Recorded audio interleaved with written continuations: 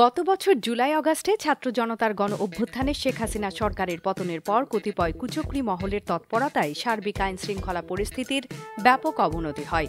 ফলশ্রুতিতে সরকারি দপ্তর, থানাসমূহের হামলা, রাজনৈতিক নেতাকর্মী ও সমর্থকদের উপর আক্রমণ ও ঘরবাড়িতে অগ্নিসংযোগ, মব জাস্টিস, চুরি, ডাকাতি সহ বিবিধ বিশৃঙ্খলা দেখা যায়। এ ধরনের সংবেদনশীল ও নাজুক আইন শৃঙ্খলা পরিস্থিতিতে দেশের নাগরিকদের মনে নিরাপত্তাহীনতার জন্ম নেয়। এমতাবস্থায় ঢাকা সহ দেশের প্রায় সকল সেনানিবাসে প্রাণ রক্ষার্থে কতিপয় রাজনৈতিক ব্যক্তিবর্গ সহ বিভিন্ন শ্রেণী পেশার নাগরিকগণ আশ্রয় প্রার্থনা করেন। উদ্ভূত আকস্মিক অস্থিতিশীল পরিস্থিতিতে সেনানিবাসে আশ্রয় প্রার্থীদের পরিচয় যাচাই বাছাই করার চাইতে তাদের জীবন রক্ষা করা প্রাধান্য পেয়েছিল।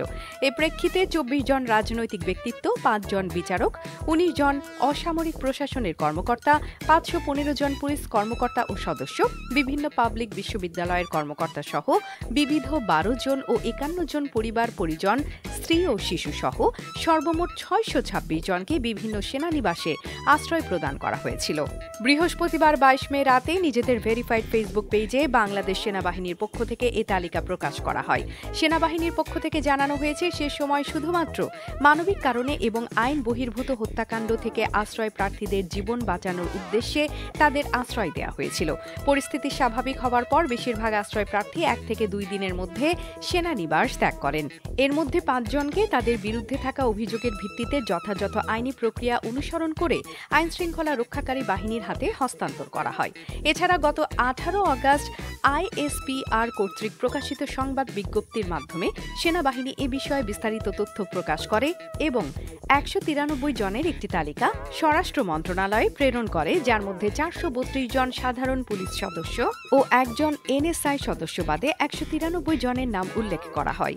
সেনাবাহিনী বলছে, এসব ব্যক্তির জীবন রক্ষার জন্য সাময়িক আশ্রয় দেওয়া হয়েছিল এবং এটি একটি সম্পূর্ণ মানবিক পদক্ষেপ ছিল।